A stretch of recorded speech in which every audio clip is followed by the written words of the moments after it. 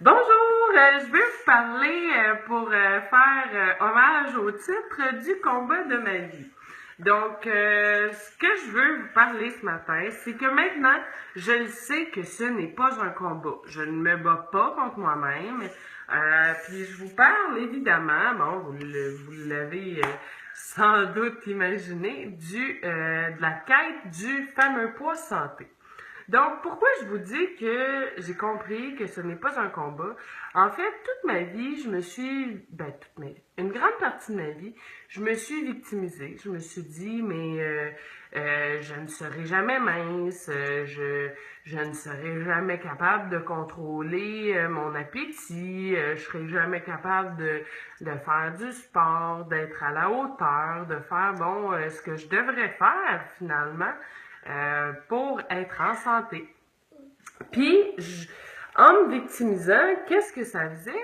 Ça faisait que, tu sais, j'enlevais la responsabilité de sur mes épaules. Je me disais, je suis pas capable, c'est la faute des autres, c'est la faute de mon éducation, c'est la faute de ci, de ça, mon corps est fait ainsi, je n'y peux rien. Bref, je m'enlevais la responsabilité et c'est probablement pour ça que je voyais ça comme un combat éternel contre moi-même, tu sais, comme si j'allais être en lutte toute ma vie avec moi pour atteindre ce fameux objectif-là, qui d'ailleurs, je ne l'ai pas atteint encore. Hein? La quête du poids santé, on nous rentre ça dans la tête quand on est jeune, au secondaire.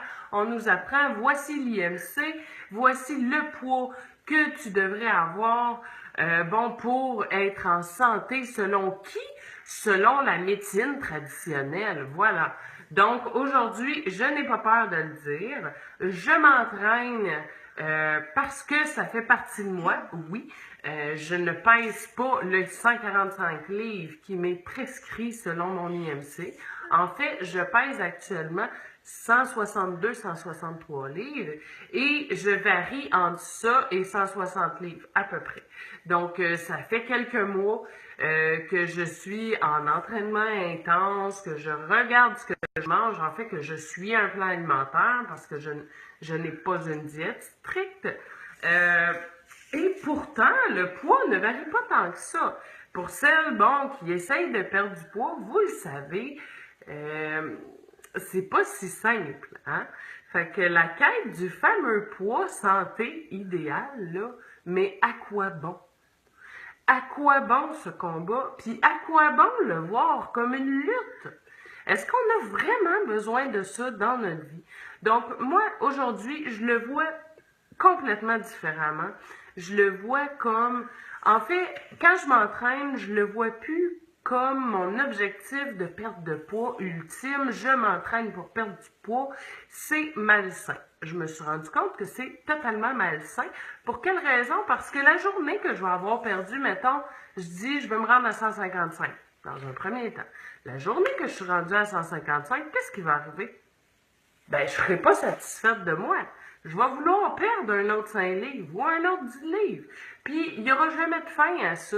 Et il n'y aura jamais de fin au fait que je ne me trouverai pas tout à fait aussi belle que je devrais dans un miroir ou name it. Donc, moi, j'ai décidé, personnellement, pour ma santé mentale, pour mon bien-être, de le voir différemment.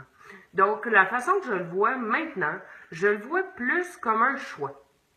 Moi, j'ai choisi de m'accorder cette priorité-là, de me dire, je prends un 30 minutes par jour pour moi. Pourquoi? Pour ma santé, pour mon bien-être mental, pour ma forme physique générale, pour augmenter ma force physique. Tu sais, j'ai différents objectifs. J'en parlais hier avec quelqu'un sur Internet, la différence entre un objectif puis mon why. Mes objectifs sont très variés, très multiples. J'ai des objectifs, oui, de perte de poids, de raffermissement, de forme physique, tu sais, de soulever de plus grandes charges, d'être capable de faire plus de pull-ups. J'en ai différents objectifs et je ne focus plus seulement sur ma perte de poids. Puis d'ailleurs, comme je vous disais, mon poids ne varie pas tant que ça. Ce qui varie énormément, par contre, c'est mes mensurations. C'est les poids que je suis capable de soulever. Il y a plein de choses qui varient, mais le poids, il bouge moins rapidement. Donc, ne pas se fier seulement au fameux poids. Donc, voilà. Puis, pour en revenir à mon why, je vais terminer là-dessus. Ça fait déjà 5 minutes que je vous discute de tout ça. Mais ça me passionne, donc je pourrais vous en parler beaucoup plus longtemps.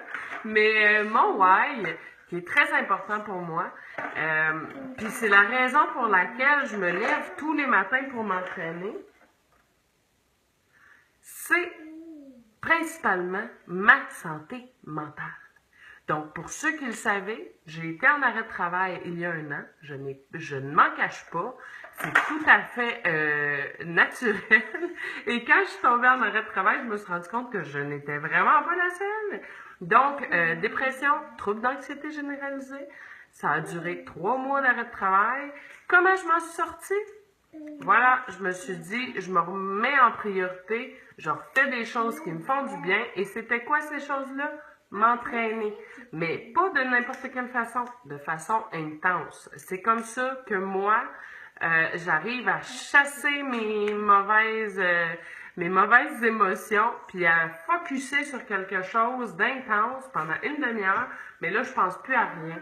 Puis ça fait que j'ai recommencé à dormir. J'ai recommencé à prendre du temps pour moi. J'ai recommencé à me sentir en confiance de moi-même. Donc voilà, mon nouveau why a émergé de cette situation-là. Et mon nouveau why est celui-ci. Je me lève pour ma santé mentale et aussi pour être patiente avec mes enfants. Donc, je t'explique, si je ne m'entraîne pas le matin, je le sais, mes enfants me tombent sur les nerfs. Présentement, il est là, il gigote à côté de moi, puis c'est pas si pire. Je me suis entraînée, puis tu sais, je pognerai pas les nerfs après lui. Fait que c'est pas mal ça que je voulais vous partager ce matin. Donc, pour terminer, l'importance de ne plus focuser seulement sur son poids, l'importance de se trouver un why fort, profond, qui nous est personnel et important, donc à ne pas confondre avec des objectifs. Oui, tes objectifs sont importants. Oui, je me fixe des objectifs court terme, moyen terme, long terme, mais ce n'est pas tout dans la vie. Donc voilà. Sur ce, je te souhaite une bonne journée. Bye bye.